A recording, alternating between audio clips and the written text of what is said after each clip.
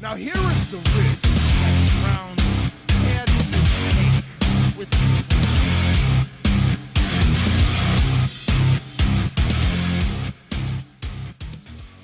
I love you, Cleveland. And I love you, Ohio. And a very pleasant welcome to this week's version of Bonus Time with Drennan here on the Big Play Sports Network. Hi, I'm Bruce Drennan along with Ryan Smith. Great to have you aboard on a show where we are just packed. Obviously, the NFL draft. We're going to be covering the Cavaliers in advancing historically to the next round in the NBA playoffs. And we'll cover the Guardians in baseball as well, and the 151st running of the Kentucky Derby is this coming Saturday. And we'll have Ken Miles, one of the owners of our Big Play Network, joining us. He is a race horse owner. Last year in the Preakness, his horse, Seize the Gray, won the crown. So that'll be fun. Get you some behind-the-scenes stuff. Ryan, how you doing? I'm doing well, Bruce. You know, a year ago, can't believe it was already a year ago, I really started to get into horse racing because of Ken, and you taught me a lot about the Kentucky Derby, and it's hard to believe we're already a whole year removed from that, getting ready for one of the greatest weekends in sports, yet again. Time flies. Tomorrow's my 75th birthday. Believe me, I know how time flies. That's good and bad. Anyway, let's get right to the draft. My tip about the Prescott deal did not come about, and it's probably a good thing because, as I said when I got the tip, that I didn't think it was the answer for the Browns, but it was legitimate. I haven't found out the reason why it didn't come about yet. I will. And when I do, you know I'll share that info with you. But it's got to be one of two things. As I speculated before, if it didn't come through, it's going to be because of the money and or the no-trade clause in Prescott's contract. If something unforeseen happened, I don't know. But it's probably a good thing because I didn't think that Prescott was the answer. But then again, what the Browns did in this draft was not the answer. There's good and there's bad. What should I do first, Ryan? Let's start with the bad. Get out of the way, Bruce.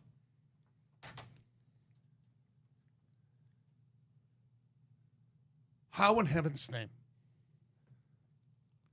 Although I should know better than to preface it that way. We're talking about the Cleveland Browns. Arguably the most dysfunctional franchise in all of sports for a long, long time now. How in heaven's name do they pass up on Travis Hunter? You know, an athlete like this comes around once every 15, 20 years. And they pass on him? For an interior defensive lineman? And, okay, well, we got a first-round draft pick next year. If the mindset was to get the quarterback of the future next year, I can buy that to a degree because you can use that pick to maneuver and move up as far as you feel necessary to get your guy, whether it's Manning or whomever. But they took two quarterbacks in this draft. What is the Browns' biggest need? Weapons. Offensive weapons. We stink offensively. You get the ball in Hunter's hands in open field, and he's gone. He's a lethal, lethal weapon. And the fact that he made this ultimatum before the draft, I won't even play. I'll retire before I even play one game if I'm not allowed to play both ways. That's the type of player that you want. He's a combination of Jerry Rice and Ronnie Lott.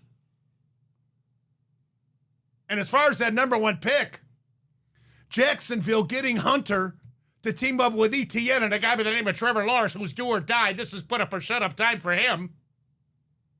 In a weak division, they could win that division. So how high a pick are we really going to get if that does come about? I think this was such a... But then again, the Cleveland Browns have got to have the record for passing up in the draft. This goes back to Modell, Lerner, and Modell, not just Haslam's watch. How many times have the Browns passed on guys that became stars or superstars? Now, the only way this turns out to be okay is if Hunter is a bust or gets hurt. Now, I don't know about you, but everybody doesn't think that he's going to be a bust. Do you think he's going to be a bust, Ryan? I do not. So, to me, this was a catastrophic mistake. No matter how good this Mason Graham is going to be. How many touchdowns is Mason Graham going to score for us? I'll give you a minute to think about that. What a joke to pass up on Hunter. What a joke. Drives me insane. How these self-inflicted wounds. Weapons is what we need. Oh, brother. Now, I will say that there's 4 players they got, and Graham may turn out to be a very good interior defensive lineman, but there are 4 picks they made in this draft that I thought were good picks. And let me go to, how do you pronounce his name? The linebacker from UCLA, Ryan? Carson Swessinger. Okay. I like him. He's a good football player. He's all over the field. He's got great range. He's a good tackler. He's 6'3", 242. That's a very good addition at 33. I also like what the extra pick they did get in the Jacksonville trade, getting Judkins, the running back from Ohio State. There's a debate. Do you take him or the other running back from Ohio State? Either way, you can't go wrong, in my opinion. 6', 221. I like Judkins. I think and we needed running backs. And so later on, when they took the kid from Tennessee, Sampson, that's a good pick, too, because we needed to shore up the running back room. There's no question about it. I also like the kid from Bowling Green, the tight end, 6'3", 241, Fannin. He's very good at yards after catch. He was great in the MAC conference for what that's worth. He's not overly fast, but he does have very good hands. So he will be another weapon. I know that Stefanski likes tight ends. You've already got Njoku, and now you've got this guy. But, okay, let's get back to the mistake of not drafting Hunter. To reiterate what I said about getting your quarterback of the future, if indeed that was in their mindset for next year, then why do you take 2 quarterbacks in this draft?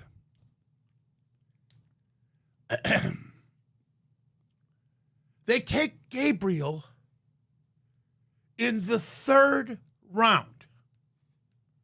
What a wasted pick that was. Nothing against the kid. He had a nice career at Oregon, but he's undersized in today's day and age in the NFL as far as that position is concerned.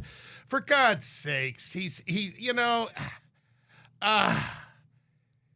5'11". And he's got a weak arm.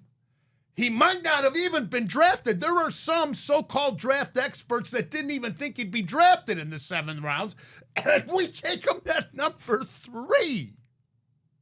All right. So let's say they're all wrong. Let's say the Browns are right and they're all wrong, and they take Gabriel at number 3, thinking he's, maybe our guy for the future. But then they take Sanderson in the 5th round. Now, I understand the logic for a guy to drop that far and be available to you because of making a trade and moving up just a little bit to get him. Okay, but then why take Gabriel? And again, getting back to the mindset of that 1st-round pick they got in the Hunter deal, I say the Hunter deal, for next year.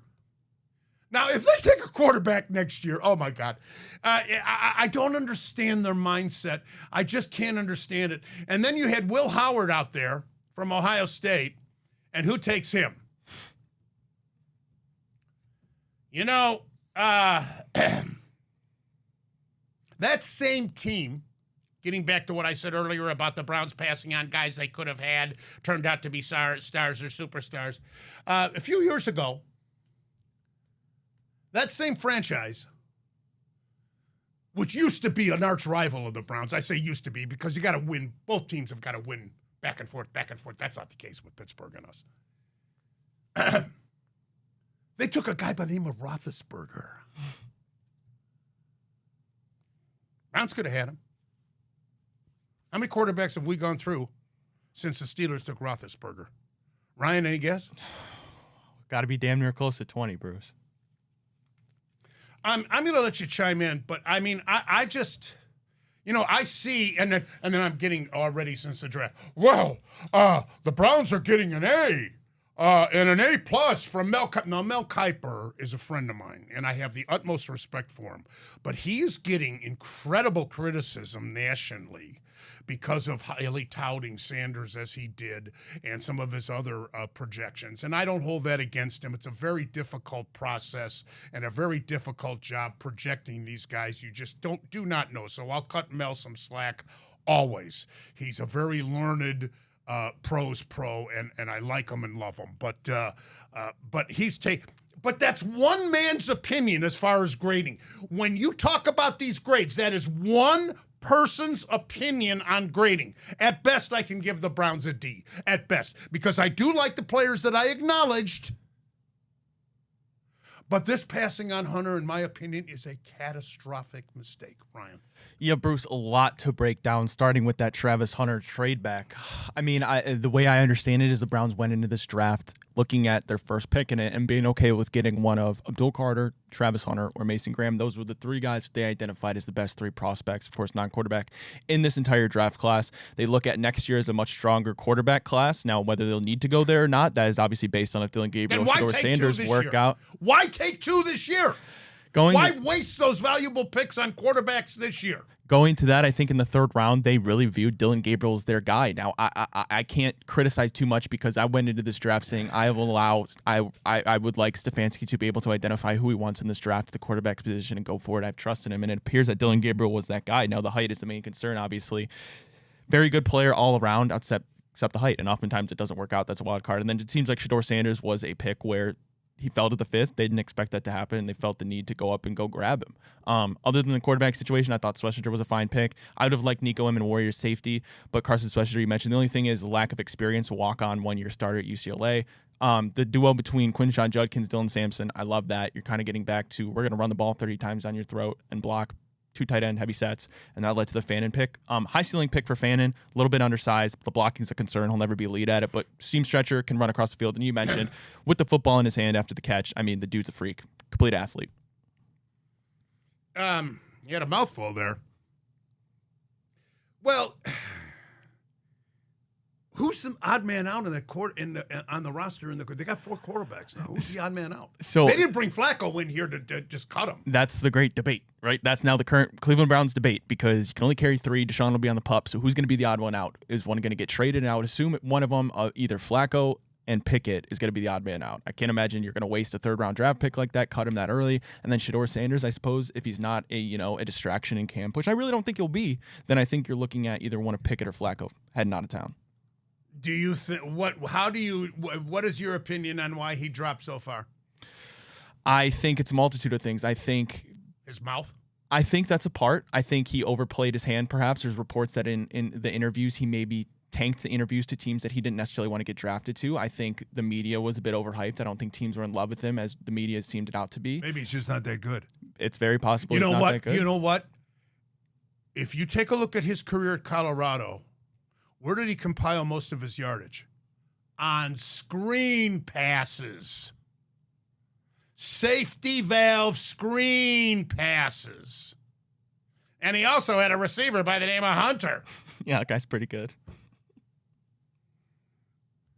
I don't blame them for taking Sanders but I don't understand the Gabriel pick. For the life of me, I don't understand the Gabriel pick. I saw more than one so-called mock draft expert say that he wasn't even going to get picked. They think he's the real deal outside of being short, and short relatively for an NFL quarterback prototype. Mayfield, that is. You know, I advocated the Watson signing because I wasn't a believer in Mayfield. And again, I'll reiterate that Mayfield is not a championship quarterback. He's a winner. But there's a difference between a winner and a champion. He has proven to be a winner in Tampa Bay, but they're never going to win a championship with him at quarterback at Tampa Bay. Come on. I don't know. D, because of passing on Hunter. I'm sorry. And I like those 4 players. I like the linebacker. I like the 2 running backs, and I like the tight end. But Gabriel's going to really have to prove to me, and Sanders too. And who's going to start? Who's going to start? Flacco? Kenny Pickett? Couldn't even make it as a backup with the Steelers. If Will Howard you can't even say it. I can't. By the way, do we play Jacksonville this year? I don't know. That's a good question, Bruce. Take a quick look before we go to break. Because if we do,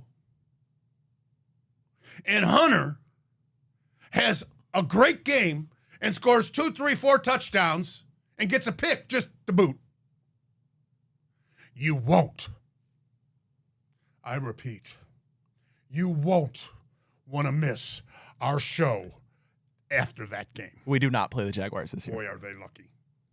I think they'll be very improved. That's a winnable division, is it not? One of the most winnable, correct. Anything more before we move? Go Browns. Go Browns. And we'll go to break, and we'll be back in just a minute. Bonus time with Drennan here on the Big Play Sports Network. I love you, Menor Nissan. Hi, Bruce Drennan here from my good friends at Menor Nissan. Ray Sminchak, the whole staff. As you know, I've been doing a lot of our shows down in Florida, just returned. Great to be back on the home confines of our beautiful studios here at Burke Lakefront Airport for Big Play. But I got to tell you, I drove my Nissan Rogue from Menor Nissan down to Florida, had the rack up on top with extra luggage. It was absolutely the most splendid, beautiful ride. Just as smooth as could be. My wife also drives a Rogue. We rotated driving down there and back, but I just can't recommend it any more so to you. Get on out there, test drive a Rogue or a Murano or any of the other great products that they have out there at Menor Nissan.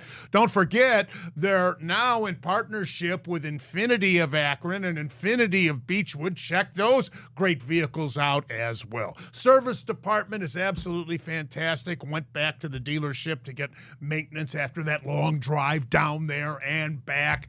And give them a call. Set up an appointment. Of course, check out their website at MenorNissan.com. That's MenorNissan.com. I love you, Menor Nissan. The most lopsided sweep and or series win in NBA history. Good to have you back. Bonus time with Drennan here on Big Play. The Cavaliers 138-83, thrashing of Miami to put them away 4-0. The Cavs led by as many as 60 points in this game. My goodness gracious. The Cavs win the series by a combined 122 points. That's one more than the previous record by Denver over New Orleans in 2009. How about that? The 55-point win in Game 4 was the 4th biggest playoff win ever. The record is 58 points. It was done twice. Minneapolis over St. Louis. Boy, that takes you back. The Minneapolis Lakers against the St. Louis Hawks in 1956. And Denver over New Orleans, I mentioned in 2009. The LA Lakers beat Golden State by 56 points in 1973. So now the Cavs will play Indiana Sunday. Indiana, a winner over Milwaukee in their series, clinching it yesterday, 4-1 over the Bucks, and an incident following that game with Giannis. Detroit staying alive with their 106-103 victory over the New York Knicks. They trail 3-2. The winner of that series will play the Boston Celtics, who beat Orlando in 5 games. And over in the West, Denver up 3-2 after their 131-115 victory over the LA Clippers. Tonight, Golden State can clinch against Houston. They're -4 at Houston, leading that series 3-1. Minnesota's at the LA Lakers. Do or die for the Lakers. They can be eliminated, although they are a 5.5-point favorite at home.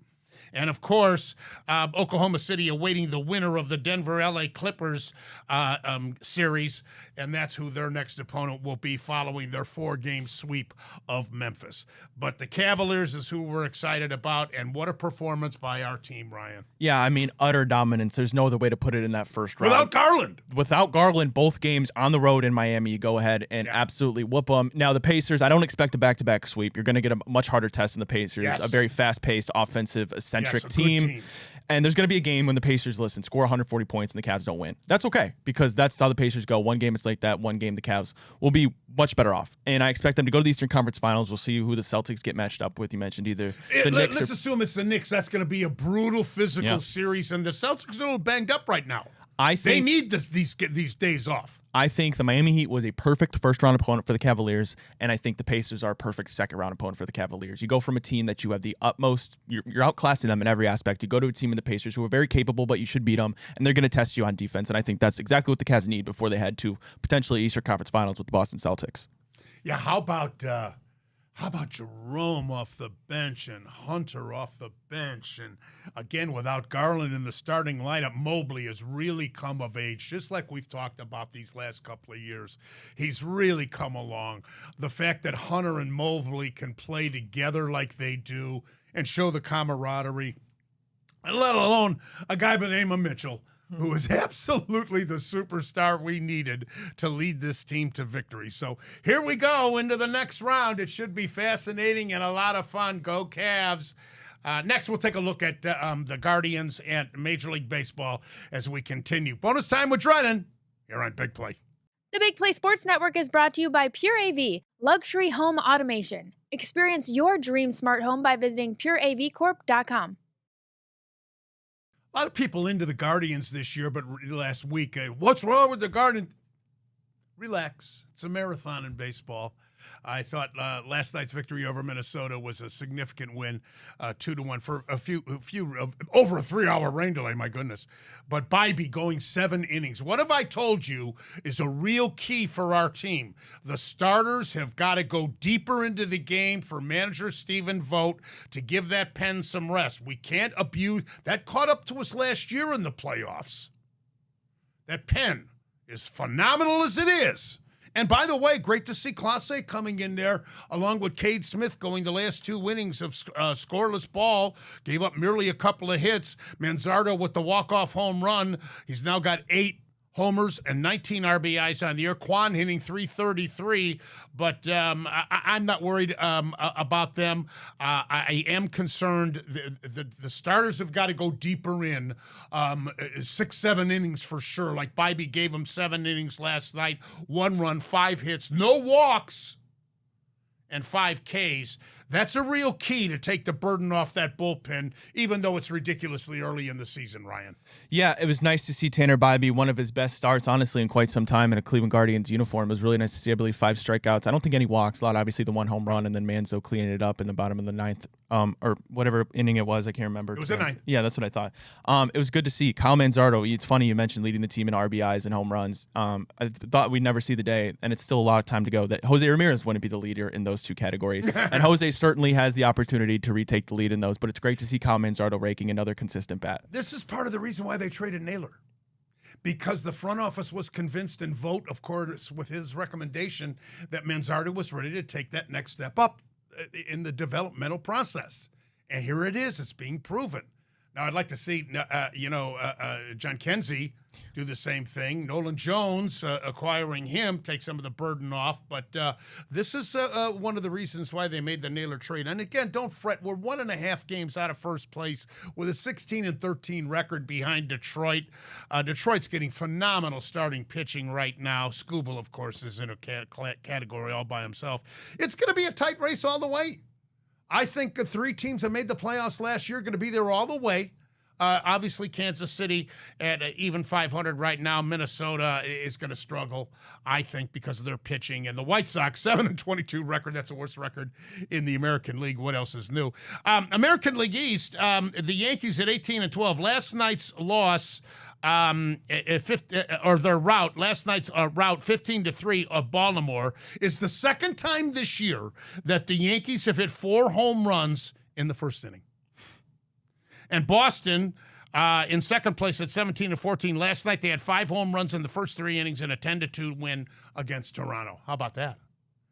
And they're a tough team. I told you in my divisional predictions, watch out for Boston this year. If they get any kind of pitching, and now they got Bayou back. So look out. Toronto, did you see Varshaw's catch? I didn't see it, but I saw the headline. Oh. Dalton Varsho, center fielder, converted catcher. That's noteworthy. Converted catcher, playing center field for Toronto.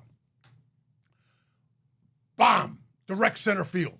He gets on his horse. He's running, looking over his shoulder, running. He trips over his own feet. He falls completely down and then turns around and catches the ball like that. Unbelievable. I don't think in all my years, tomorrow's my 75th birthday, I've ever seen anything like that. Honest to God. Unbelievable. Once in a lifetime type catch by Varsho. American League West, both Seattle and Houston have won 3 in a row and 7 out of 10. And by the way, the LA Angels, after a great start, have lost 4 in a row and 7 out of 10. National League, the New York Mets have the best record in baseball at 21-9. They've won 8 of 10. Then you've got Philly. Atlanta has won 8 of 10 after a horrible start. What did they start off, Ryan? 0-7, I think? Yeah. And look at them now. And Miami, 12-17, they've lost 4 in a row. National League Central, it's the Cubs, 18-12. That was my prediction. How about Tito? Our old buddy Terry Francona. He's got the Cincinnati Reds right there, only a game and a half behind the Cubs. They're 16-13. They've won 5 in a row. And in the West, the LA Dodgers at 20-10 have won 4 in a row, and right behind the Mets for that best record. But that's a 3-team race, maybe 4 with Arizona if they can hang in there, although Rodriguez got bombed last night. San Diego's lost 7 out of 10. Giants right there. And Colorado, the White Sox fans can say thank God for Colorado with their 4-25 record. That is the worst record in baseball. They've lost 8 in a row. The only question is, will Colorado surpass the monumental season that the White Sox had last year when they lost how many? 120? Something like that, Ryan? It was Ryan's something like that. Regain his composure. Something like that. All right, when we come back, Ken Miles, one of our owners here at Big Play, who is a race horse owner, sees the gray. His horse won the Preakness a year ago. I was at his home in Florida. I saw the trophy. Oh, my God, sterling silver. You should see it. Keeping it clean would be quite a task. That's next with the Derby coming up Saturday here on Big Play. Bonus time with Drennan. The Big Play Sports Network is brought to you by Garage Beer. No bitterness, no frills, no IPA, just beer-flavored beer. Find local retailers who sell garage beer near you by visiting drinkgaragebeer.com.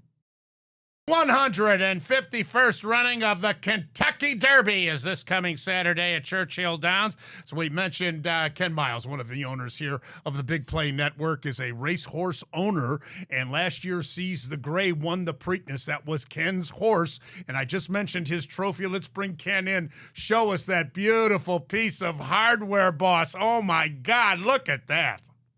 That's beautiful. Bruce, yeah, this is a moment in my wife Mary's and my life we will never forget, and we look at this trophy every day.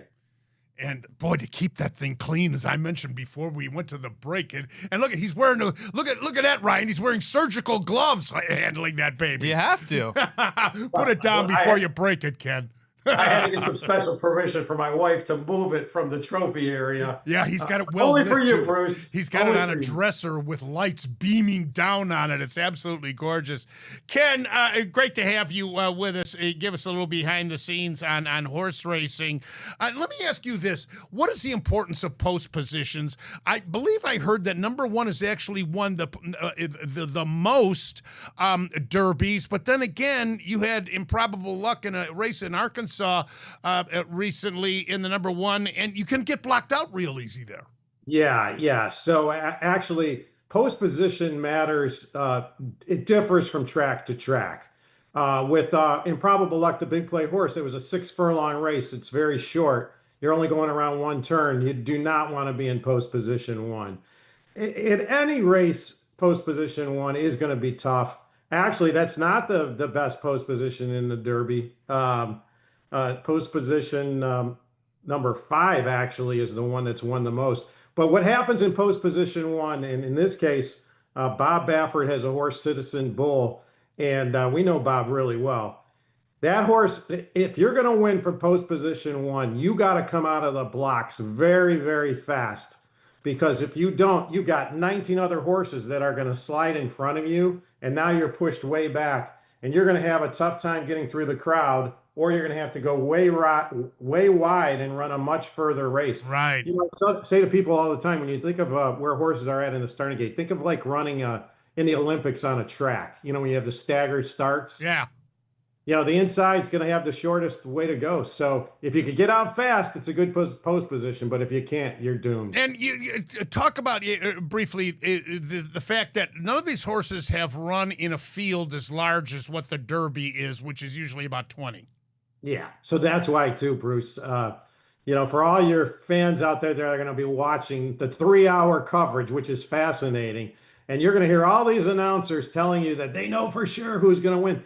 As Bruce mentioned, these are 3-year-olds, and they just started racing at the end of their 2-year-old, at the end of 2 years old. So they've only run a couple races. So they're all very, very immature race-wise, and none of them have ever raced against 19 other horses. So that in and of itself is a challenge. Not every horse can handle it. They've not, like, for example, standing in the starting gate.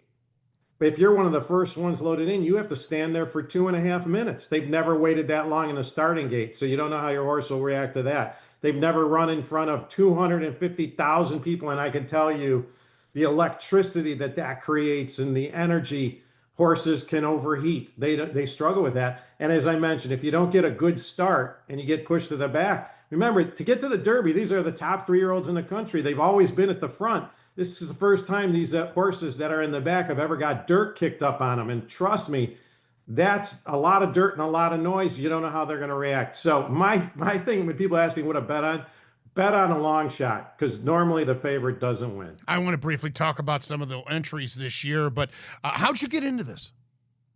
Yeah, so a number of years ago, I met a guy by the name of Michael Behrens who started a company, My Racehorse. And I've always loved horse racing, and the concept behind My Racehorse is you buy a horse, the company buys the horse, and then takes a percentage for themselves and offers micro shares to people who want to own a little piece for, $150. I really liked the company, and Mary and I became major investors in it.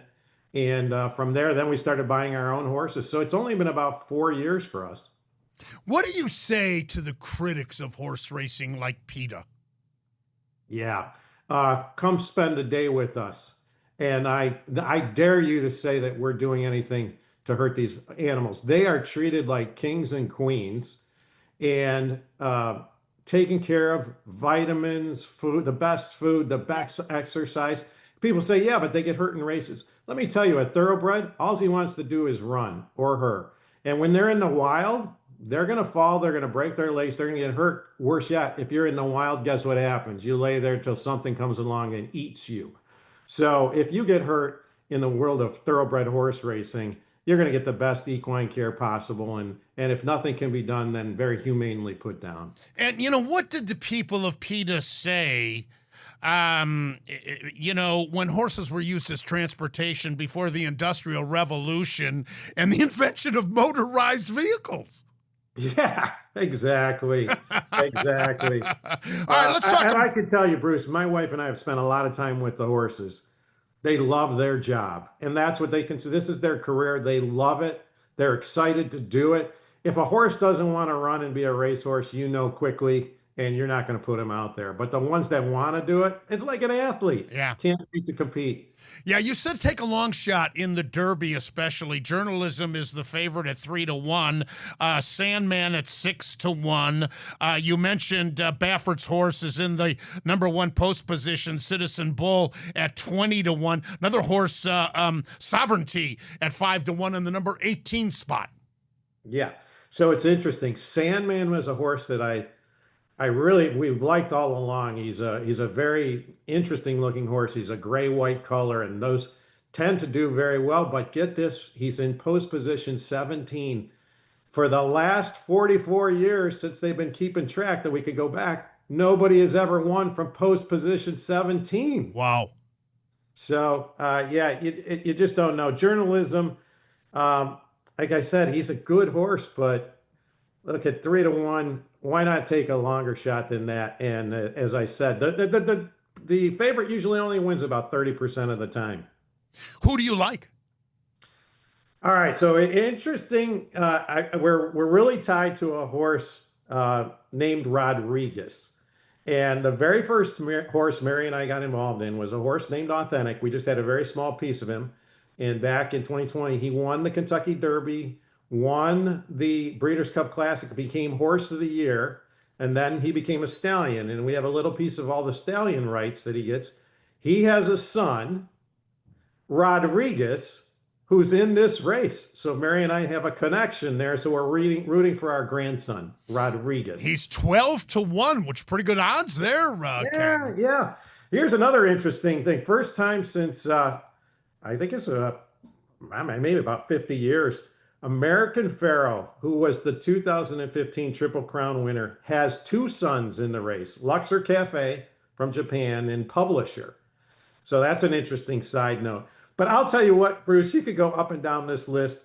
Like I said, these horses haven't run very much, and who knows how they're going to react in this situation. I could literally make a case for any one of these 20 horses. It's so wide open. Wow. That's why. And I literally, when I was thinking about what you might ask me, I studied every one of these horses, and I'm not kidding you. I could make a case. I really like American Promise. Wayne Lucas is a trainer of Seize the Gray, and that's your trainer. Very well. Yeah, and Nick Juarez rides our horses, so we're rooting for him. But again, if you're out with some friends and you want to bet, take something that's a little longer than the favorite. You don't have a horse in the Derby, but you may have one in the Preakness. Is that true? Yeah, we were really close with a horse named Caldera. And again, you never really know right up until the last minute because they're so young. They could get a fever, they could nick their leg, and one thing leads to another. And his couple races back, he didn't do that well. And so that took him out of Derby contention. So we had a race last Saturday in Arkansas. Mary and I were at it, Bathhouse Row Stakes race at Oaklawn. And if you win, you're in the Preakness. And we finished second by a neck. So heartbreaking, but Wayne and I were talking, and he said, I still think we got a good shot, provided that the horse comes out of the race in good order. So we'll see. That's 2 weeks after the Derby. Ken, thanks so much for joining us, giving us this preview. We may have you back for the Preakness and the Belmont Stakes, the other 2 legs of the Triple Crown. Thanks, pal. Bruce, always a pleasure, my friend. Ken Miles, one of the owners here of the Big Play Sports Network. Ask Bruce segments coming up next. Bonus time with Drennan. The Big Play Sports Network is brought to you by Infinity. Luxury experiences for those who dare to be different. Visit infinityofbeechwood.com today. Interesting stuff with Ken Miles, one of our owners here at Big Play Sports Network about horse racing. You know, Ryan? Yeah, Bruce, it's awesome. I've got to learn so much about horse racing here. Yeah. Ken Miles obviously is big into it. Just seeing the Preakness Trophy right there and following along the journey of Improbable Luck. You mentioned Caldera, all the other horses. It's been such an eye-opening experience. Yeah, and it's an American tradition, even if you're not really into horse racing. The first leg of the Triple Crown, the Kentucky Derby, this coming Saturday. All right, Ask Bruce segment, fire away. Alrighty, start here. Hey, Bruce, I'm hearing the Browns had a high higher rating on Dylan Gabriel than they did on Shedeur Sanders. Can you please help me understand why they turned around and drafted Sanders rather than addressing another area of need such as O-line and wide receiver? Well, if you missed the first segment of our show when we covered the draft, I'll succinctly try to tell you I have no idea. Alrighty, hey Bruce, do you think Dylan Gabriel and Shedeur Sanders will both be on the Browns roster week 1 in September? There's another good question. Now they got 4 quarterbacks in that room. They draft 2 of them. And here's what I said in the third segment again. In the first segment, I mean, my God, if they got this extra pick in the Jacksonville deal to get the quarterback of the future next year, then why take 2 this year? They got to cut somebody of the 4. Mind-boggling. You know, if there is any team capable of screwing things up, it's got to be our Cleveland Browns, no? Flipping it over to the Cavs. Hey, Bruce, are you happy the Cavs get the Pacers next rather than a more physical team such as the Knicks or the Detroit Pistons? Yes, because that's been the downfall of our team the last couple of years in the playoffs. 2 years ago, the New York Knicks, and last year we had a very physical series with Orlando, an up-and-coming team, obviously. We beat them, but then it caught up to us against Boston. But I think this team is already displayed that they're more physical and groomed for this. So I think they're ready for a more physicality in the playoffs, and bring them on. All right, flip it over to Guardians. Hey, Bruce, what are your thoughts on Tristan McKenzie, and were you surprised he wasn't picked up by another club and ends back in Columbus? I'm not surprised that he wasn't picked up by another team. He was injury prone and he can't find the strike zone. And I feel badly for the kid, but maybe somehow, some way he can regroup down in our system. If anybody can do it, it's the Guardians coaching staff and the farm system, because it's one of the best developing pitchers. Alrighty. Hey, Bruce, with CJ Kafis getting moved up to AAA, do you think Carlos Santana may have a leash if the next month or so doesn't produce better results? Well, no, he's a proven veteran, and, you know, it's a long season. He's got a track record. No, I think he's got a very, very long leash. I'm not worried about him. I'd like to see Manzardo get some time at first base, though. Get him some defensive experience in the big show. He certainly can hit. Alrighty, last one for you. Hey, Bruce, looking into the future, who do you think will be the Guardians' closer at this time next year? Well, it could be Smith. I think he's the heir apparent if indeed Class A is going to be moving on. It could be Cade Smith because he's got all the makings. He's got the stuff. He's got the mind set, and that's a big part of it too. So we're so enriched with relief pitchers. I absolutely love it. And we're pretty crippled up right now too. We got quite a bit if you look at that injury list. All right, we'll wrap things up. Bonus time with Drennan in just a minute here on Big Play. The Big Play Sports Network is brought to you by Fairway Ford, the largest inventory of new Ford trucks, the lowest pricing, and same hometown level of service. Visit fairwayfordohio.com today. All right, that's about all the time we have for this week's version. Bonus time with Drennan here on the Big Play Sports Network. Once again, our thanks to Ken Miles joining us, previewing the Kentucky Derby, a little behind-the-scenes knowledge that he shared with us about horse racing. Next week, of course, we will have our series underway with Indiana as the NBA playoffs continue with our Cavs. Go Cavs. Also of Guardians. Going through a very difficult stretch of the schedule because they play so many games during a short period of time against quality opponents. And, of course, we will have your banter with the Ask Bruce segment. I'm Bruce Drennan on behalf of Ryan Smith. Hope you enjoyed this week's version. Bonus time with Drennan here on Big Play. See you next week. Until then, as always, most importantly, you remember, I love you, Ohio, and I love you, Cleveland.